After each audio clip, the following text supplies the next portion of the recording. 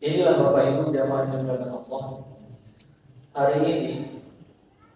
Hari ini memang sebagaimana disampaikan Nabi SAW 14 abad yang lampau, yushiku ayati ala nasi zaman.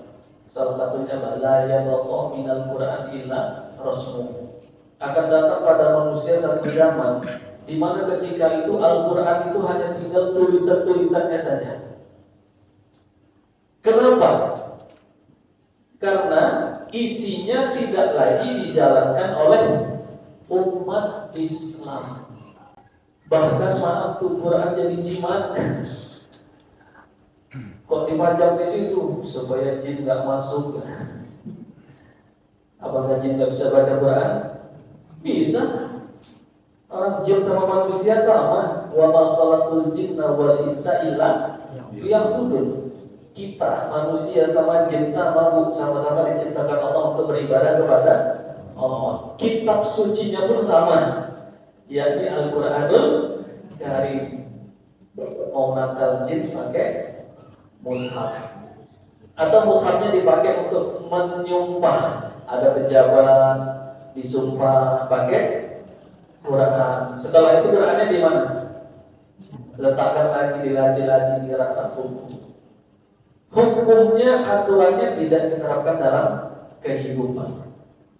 Padahal Bapak Ibu jamaah yang dimuliakan Allah, kalau kita jujur menjawab, siapa yang menciptakan manusia alam semesta dan kehidupan? Allah Subhanahu wa Ta'ala. Bumi ini siapa yang menciptakan? Allah. Kalau begitu siapa pemilik bumi ini? Allah. Indonesia bagian dari bumi Allah ini, siapa pemiliknya? Allah Subhanahu wa Ta'ala. Kekayaan alam yang ada di negeri kita berlimpah ruah milik siapa? Milik Allah. Karena Indonesia milik Allah, bumi ini milik Allah. Pertanyaannya, hukum dan aturan siapa yang lebih layak kita laksanakan di muka bumi Allah ini? Apakah hukum Allah atau hukum yang dibuat oleh manusia? Hukum Allah. Tapi Bu, Pak, Allah nanya sama kita. Apa pertanyaan Allah? Apa hukmal jahiliyah yabghun wa man ahsanu minallahi hukman liqaumin yuqinun. Apakah hukum jahiliyah ini yang kalian kehendaki?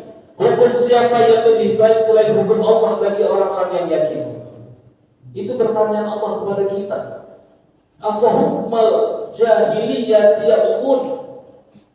Apakah hukum jahiliyah ini yang kalian kehendaki?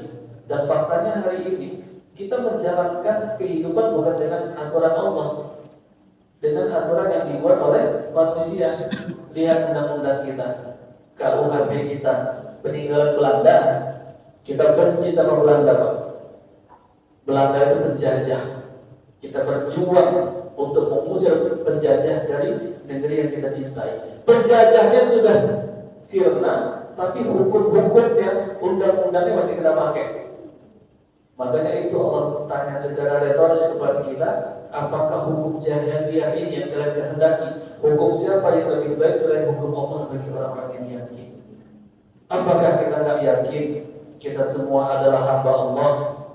Apakah kita tidak yakin kita semua akan kembali kepada Allah? Apakah kita tidak yakin bahwa kehidupan kita di dunia ini hanya sementara saja? Padahal setiap menghadap Allah, kita sudah mengucapkan satu kalimat sebagai komitmen hidup kita. Kalimat apa Bapak Ibu? Inna sholati wa nusuki wa mahyaya wa mamati lillahi rabbil alamin. Sesungguhnya sholatku, ibadahku, hidupku dan matiku semuanya lillahi rabbil alamin, hanya untuk Allah. Tapi dalam menjalani kehidupan kita justru tidak mau taat dan tunduk sama Allah. Padahal apa-apa maunya kita minta tolong sama Allah. Anak kita sakit, ya Allah sembuhkanlah anakku ya Allah.